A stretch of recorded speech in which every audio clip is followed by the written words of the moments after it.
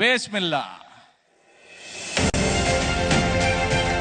দলের নির্বাচনী ইশতেহার কৃষক কার্ড উদ্বোধনে প্রধানমন্ত্রী তারেক রহমান দুপুরে টাঙ্গাইল পৌঁছান। স্থানীয় মারুফ স্টেডিয়াম থেকে তিনি একযোগে দেশের 11টি উপজেলায় কৃষক কার্ডের উদ্বোধন করেন। এ সময় তারেক রহমান বলেন, কৃষক ভালো থাকলে দেশের মানুষ ভালো থাকবে।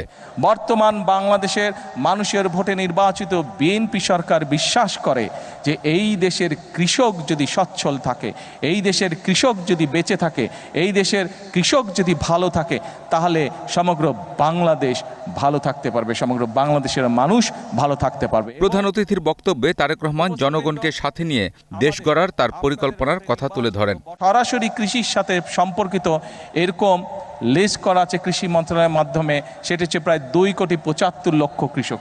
এই 2,75,00,000 কৃষকের কাছে পর্যায়ক্রমিকভাবে আগামী 5 বছরের মধ্যে পর্যায়ক্রমিকভাবে আমরা কৃষি কার্ড তাদের কাছে পৌঁছে দিব। প্রাক পাইলটিং পর্যায়ে এই কার্ডের মাধ্যমে 22,000 কৃষক বছরে 2,500 টাকা করে নগদ সহায়তা পাবেন। এরপরে আসবেন Mohammad Roman. Kamrul Hasan, green news desk. Mohammad Roman.